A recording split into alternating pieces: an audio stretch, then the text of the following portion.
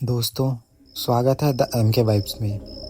आज की कहानी आपको ऐसे मोड़ पर ले जाने वाली है जहां इल्म और अंधविश्वास एक दूसरे से टकराते हैं। यह कहानी है एक मेडिकल स्टूडेंट आदित्य की, जो पढ़ाई के सिलसिले में एक शहर में आता है। शहर बाहर से बिल्कुल सामान्य लगता है, लेकिन उसके भीतर ऐसी खामोशियाँ छिपी है जो रात को सांस लेती सी महसूस होती है। आदित्य को लगता है कि वैज्ञानिक ज्ञान हर चीज़ का हल ढूंढ लेता है, पर जल्द ही उसे एहसास होगा कि कुछ परछाइयाँ एनाटॉमी की किताबों में नहीं मिलती। कहानी शुरू होती है उसी रात से जब उसने पहली बार महसूस किया कि उसके कमरे में कोई तीसरा भी मौजूद है। यहाँ से असली सफ़र शुरू होता है, तर्क, डर और तंत्र मंत्र की अनदेखी दुनिया की गहराइयों तक। तो चलिए कहानी की ओर चलते हैं। नवपुरी शहर हमेशा से अजीब था। यह शहर नक्शों में तो साधारण दिखता था, पर रात गिरते ही हवा का स्वभाव बदल जाता। पेड़ों की पत्तियां बिना हवा के हिलती, कुत्ते बिना वजह एक दिशा में गुर्राते और पुराने बाजार का इलाका हर रात बिल्कुल शांत हो जाता, जैसे कोई अदृश्य नजर देख रही हो। आदित्य एक 26 साल का एक्स मेडिकल स्टूडेंट, वह MBBS छोड़ चुका था क्योंकि उसके पिता की मौत ने उसकी ज़िंदगी को पटरी से उतार दिया था। वह प्रैक्टिकल था, लॉजिकल था, एकदम विज्ञान वाला दिमाग। लेकिन कुछ घटनाएं ऐसी होती हैं जिनका साइंस के पास उत्तर नहीं होता, और नौपुरी ऐसी घटनाओं से भरा था। आदित्य एक प्राइवेट पैथोलॉजी लैब में काम करता था। शाम 8 बजे उसकी ड्यूटी खत्म हुई और वह सिटी बस पकड़ने जा रहा था जब उसने देखा पुराने काली चौक मंदिर की तरफ से भीड़ भाग रही है। लोग एक दूसरे को धक्का देते हुए चिल्ला रहे थे। कुएं में फिर किसी की आवाज़ आई है। आदित्य के शरीर से जैसे बिजली सी गुजरी। यह वही मंदिर था जिसके पास वाले सूखे कुएं के बारे में कहा जाता था कि उसमें 3 आत्माएं बंधी हैं। गांव के पुराने तांत्रिक भैरवनाथ के बारे में कहा जाता था कि उन्होंने इन आत्माओं को पंच कपाल तंत्र से बांधा था। पर आदित्य को इन बातों पर भरोसा नहीं था, कम से कम कल तक तो नहीं था। लेकिन आज उसकी रीढ़ में एक सिहरन उठी थी। कुएं के पास पुलिस और भीड़ जमा थी। किसी ने बताया कि एक लड़का अंदर झांकते ही बेहोश हो गया। लोगों ने कहा उसने किसी की कराह सुनी। आदित्य क्यूरोसिटी से आगे बढ़ा। लोगों ने उसे रोका। डॉक्टर बाबू, पागल मत बनो, वो कुआं जिंदा है। आदित्य ने हल्की मुस्कान दी। कुआं जिंदा कैसे हो सकता है? ये हेलुसिनेशन है। पर जैसे ही उसने कुएं के भीतर झांका, अचानक भीतर गहरी अंधेरे से एक कराह उठी, बचाओ, कोई तो नीचे उतरो। आवाज़ इंसान की लग रही थी, बहुत धीमी पर साफ। आदित्य का लॉजिकल दिमाग जगा। शायद कोई सच में फंस गया है। वह दौड़कर मंदिर के चबूतरे पर चढ़ा, पर उसी वक्त एक बूढ़ा आदमी पीछे से बोला, जिसे तू बचाने जा रहा है वो इंसान नहीं है। आदित्य मुड़ा। काले कपड़े पहने एक दुबला सूखा सा साधु खड़ा था, आंखें गहरी, अजीब चमक वाली। साधु बोला, मैं पंडित हरिशरण हूँ और वो आवाज़ तेरा नाम ले रही है। आदित्य ठिठका और कहा, मेरा नाम कैसे? साधु मुस्कुराया, जैसे कुछ जानता हो। तू भाग्य से चुना गया है। भैरवनाथ की तंत्र सिद्धि का आखिरी रहस्य तेरे भाग्य से जुड़ा है। आदित्य को उसकी बात पागलपन लगी। वह वापस मुड़कर जाने लगा, लेकिन तब कुएं से दूसरी आवाज़ आई, इस बार साफ और तेज। आदित्य, उतर आओ। वह जम गया। वह आवाज़ उसके मरे हुए पिता जैसी थी। लहू खौल गया, दिल कांप गया, दिमाग सुन्न हो गया। यह कैसे? यह आवाज़, हाँ, बिल्कुल उसके पिता जैसी थी। वो पिता जो 2 साल पहले मर चुके थे। आदित्य ने कांपते होठों से पूछा, पिताजी? भीड़ ने एक साथ पीछे हटना शुरू कर दिया। आदित्य पूरी रात सो नहीं सका। वह समझ नहीं पा रहा था कि कुएं से आई आवाज़ हेलुसिनेशन थी या कुछ और। सुबह उसने निश्चय किया कि वह टेम्पल के रिकॉर्ड और लाइब्रेरी में जाकर पता लगाएगा। नौपुरी लाइब्रेरी के रेयर सेक्शन में उसे एक धूल भरी किताब मिली, भैरवनाथ कृत तंत्र चक्र सिद्धि। आप हाथ लगाते ही ठंडी लगी, जैसे बर्फ का टुकड़ा। अंदर लिखा था, पंच कपाल तंत्र में 5 वस्तुएं चाहिए। एक कपाल, मानव खोपड़ी। एक वचन, आत्मा की आवाज़। एक वाहक, वह इंसान जिसे चुना जाए। एक बंधन, सूखा कुआं। एक तत्व, प्राण। और आखिरी लाइन पढ़कर आदित्य का दिल बैठ गया। वाहक वही बनता है जिसकी आत्मा अधूरी हो। आदित्य ने किताब बंद कर दी। क्या उसके पिता की मौत ने उसकी आत्मा को अधूरा बना दिया था? क्या इसलिए वो आवाज़ उसका नाम ले रही थी? उसी समय लाइब्रेरी के दरवाजे के पीछे किसी के चलने की आवाज़ आई। आदित्य ने मुड़कर देखा, कोई नहीं, लेकिन किताब का एक पन्ना अपने आप खुला। उसमें भैरवनाथ की तांत्रिक प्रक्रिया की एक अधूरी लाइन थी। जहाँ 5वां तत्व जुट जाए वहाँ तंत्र चक्र अपने आप पूरा होने लगता है। और पन्ने के नीचे लाल स्याही से लिखा था, वाहक से बचना असंभव है। आदित्य का लॉजिकल ब्रेन इस सब को इमेजिनेशन समझ रहा था, लेकिन दिल घबरा रहा था।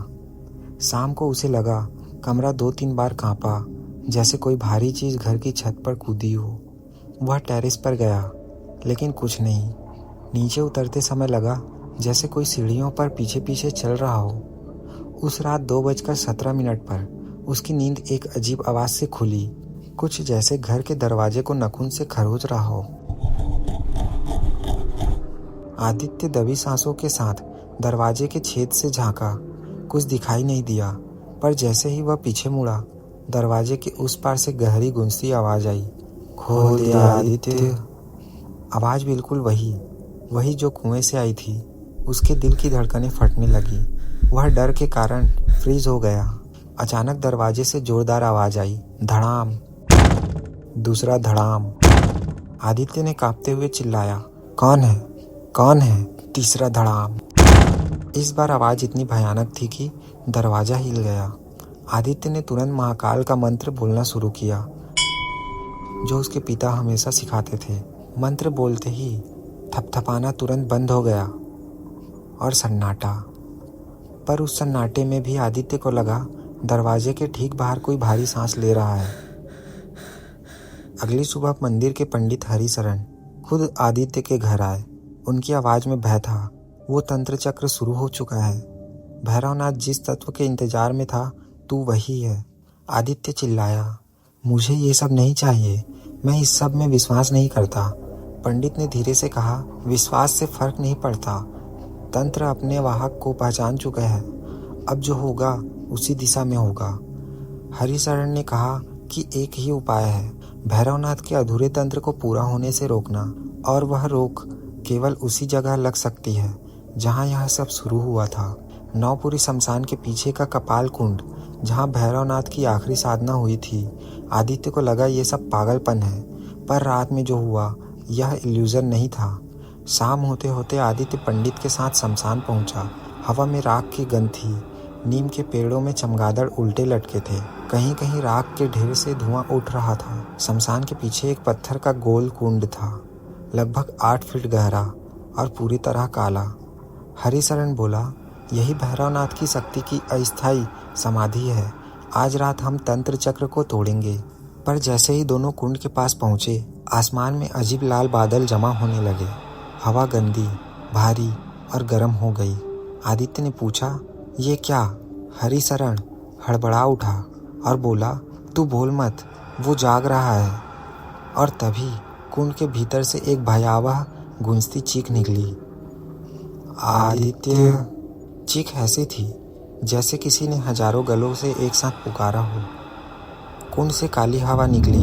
हवा नहीं, जैसे ज्वाला का उल्टा रूप, ठंडी लेकिन जलाने वाली। आदित्य ने देखा कुंड के अंदर 3 परछाइयां आकार ले रही थी। मुड़े हुए शरीर, उल्टी गर्दनें और चमकती आंखें। हरिशरण कांप रहा था, पर उसका तंत्र चलता रहा। परछाइयां धीरे धीरे ऊपर उठी। एक जैसे इंसान, दूसरी जैसे औरत, तीसरा जैसे बच्चा। आदित्य ने डर से आंखें बंद कर ली और तभी किसी ने उसके कंधे पर हाथ रखा। उसने मुड़कर देखा, वह उसके पिता थे, यानी दिखने में पिता, चेहरा वही, पर आंखें बिल्कुल काली, होंठ कटे हुए, सांस से राख की बदबू। उस आकृति ने कहा, मेरी अधूरी इच्छा पूरी कर दे, मेरे साथ चल। आदित्य सन्न रह गया। उसने डरते हुए कहा, आप सच में पिताजी हैं? उस प्रेत पिता का चेहरा अचानक भयानक हो गया। गर्दन 3 तरफ मुड़ गई। आवाज़ भारी, दानवी हो गई। मैं वही हूँ जिसको तूने बुलाया है। और उसके साथ ही तीनों परछाइयों ने एक साथ चिल्लाया, वाहक हमारे पास आओ। आदित्य भागने लगा। शमशान की जमीन उसके पैर के नीचे पिघल सी रही थी। यह हवा नहीं, यह तंत्र का चक्र था जो पूरा होने वाला था। हरिशरण मंत्र पढ़ता हुआ बुरी तरह लड़खड़ा रहा था। उसके चारों ओर काली राख घूमने लगी थी। आदित्य चिल्लाया, पंडित जी कुछ कीजिए। हरिशरण चीखा, कुंड में छलांग लगा दे आदित्य। तंत्र वहीं से शुरू हुआ है, वहीं टूटेगा। आदित्य पागल की तरह बोला, मैं कुंड में कूद जाऊं, मर जाऊं। हरिशरण चिल्लाया, तू नहीं मरेगा, तंत्र टूटेगा। दिमाग पर विश्वास मत कर, इस वक्त आत्मा को सुन। आदित्य पीछे देखा, काली हवा उसके पीछे पीछे आ रही थी और फिर उसने छलांग लगा दी। कुंड के अंदर कोई पानी नहीं था, बस अनंत अंधेरा। गिरते ही उसे लगा जैसे वह किसी और दुनिया में जा रहा है। कानों में पिताजी की पुकार, तांत्रिक के मंत्र और तीनों परछाइयों की दानवी गुर्राहट गूंज रही थी। अचानक एक बाहरी आवाज गूंजी, वाहक ने तत्व स्वीकार कर लिया। अंधेरा फट गया और पूरा कुंड सफेद जैसे चमकदार उजाले से भर गया। परछाइयां राख बनकर उड़ने लगी। काली शक्तियां जोर जोर से चीखने लगी, नहीं, तंत्र अधूरा रह गया, वह हमें बांध नहीं पाएगा। आदित्य की आंखों से आंसू बहने लगे। उसने पिता की परछाई को देखा जो अब धीरे धीरे धुआं बनकर हवा में विलीन हो रही थी। उसने आखिरी बार कहा, तुझे बचते देखकर मैं मुक्त हुआ, मेरा अधूरा प्राण तेरा पूरा बन गया। और वह गायब हो गया। आदित्य होश में आया तो खुद को मंदिर के चबूतरे पर पाया। सुबह का सूरज निकला था। कुंड पूरी तरह शांत था, जैसे कुछ हुआ ही ना हो। पंडित हरिशरण पास बैठा था, थका हुआ पर जिंदा। उसने धीमी आवाज में कहा, तूने तंत्र तोड़ दिया आदित्य, भैरवनाथ की शक्ति हमेशा के लिए गई। आदित्य ने पूछा, अब मैं सामान्य हूँ? हरिशरण ने थोड़ी देर चुप रहकर कहा, शरीर सामान्य है पर आत्मा। उसने आदित्य की आंखों में देखते हुए कहा, वह अब दो दुनियाओं को जानती है और जब कोई आत्मा दो दुनियाओं को जानती है वह कभी अकेली नहीं रहती। आदित्य सन्न रह गया। उसने कांपते हुए पूछा, आपका मतलब? हरिशरण धीरे से बोला, जो आवाजें पहले बाहर से आती थी, कल से वे तेरे भीतर से भी सुनाई देंगी। आदित्य आज भी नौपुरी में रहता है। लोग कहते हैं कि वह ठीक है, पर रात 2:17 पर उसके कमरे की लाइट अक्सर खुद ब खुद जल जाती है। कई बार पड़ोसी कहते हैं उन्होंने उसे किसी से बात करते सुना, पर कमरे में कोई दूसरा नहीं था। कुछ लोग कहते हैं शमशान के कपाल कुंड से उठती राख की हल्की चाल अब भी उसके पीछे चलती है। और आदित्य कभी यह नहीं मानता कि वो बातें करता है। कहता है, मैं अकेला हूँ, पर नौपुरी के लोग जानते हैं अकेले लोग अपनी नींद में किसी का नाम नहीं लेते। दोस्तों, अगर यह कहानी पसंद आई हो तो लाइक, शेयर और सब्सक्राइब जरूर करें ताकि ऐसी और डरावनी कहानियाँ आप तक पहुँचती रहें। और हाँ, अगर आपके पास भी कभी कोई अजीब, अनसुलझी या डरावनी घटना घटी हो तो बेझिझक हमें इंस्टाग्राम पर DM करके बताइए। शायद आपकी कहानी अगली बार द MK वाइब्स पर सुनाई जाए।